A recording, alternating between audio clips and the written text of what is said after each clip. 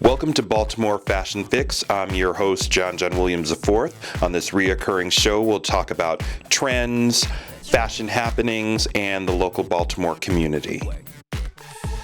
Welcome to Baltimore Fashion Fix. I'm your host, John Williams, and today I'm at the Hippodrome for Wicked. Today I'm meeting with the wardrobe supervisor for Wicked, and we are going to talk about some of the tricks of the trade as far as getting the cast ready for the stage.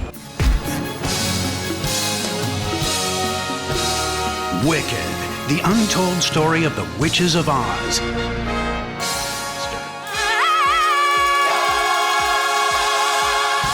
These costumes were designed by Susan Hilferty, and she drew the designs for the costumes, and then there's several makers around New York City that make the costumes.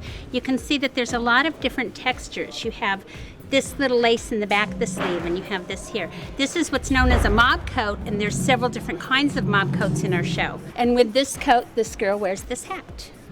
And this hat's specially made for her head, and then all of our boots are also specially made. So this coat is also worn with these boots. Oh, there you go. And if you go to New York, you'll see a girl in this coat and these boots. What does it cost to outfit a cast member? About $45,000 for the ensemble. The principals are a little more. What you're looking at here is Glinda's bubble dress.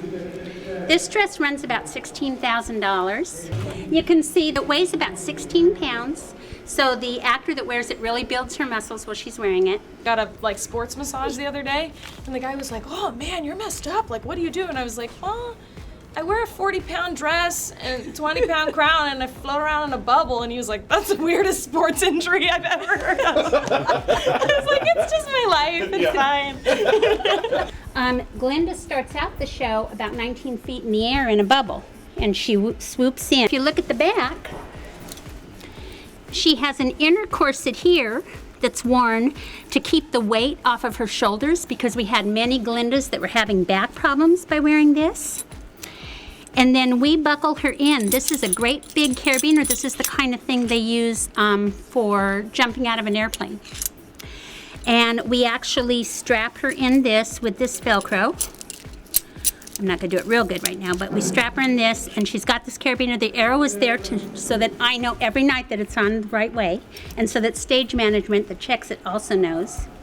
And then we zip her in, and then when she gets in that bubble to go 19 feet in the air, this opens up, and they clip her to the back of the bubble. And that's what keeps her safe, so she can't fall out. If she falls forward, this Velcro actually tightens.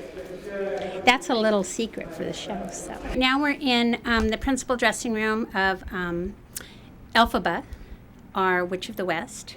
This is Elphaba's Act 2 dress, which is, you can see it's actually more expensive than the bubble dress we already saw, because this one runs almost $17,000, about $1,000 more.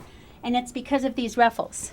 These ruffles are all hand cut, and then they're serged with a serger on the sides, and you can see that they're just sewn round and round and round under the dress. How many hours would you say that this would take to make? This takes about 4 weeks. 4 weeks. If somebody works on it every day.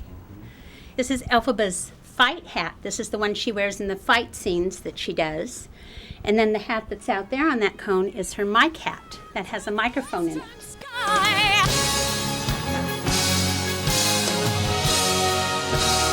Wicked, the untold story of the Witches of Oz.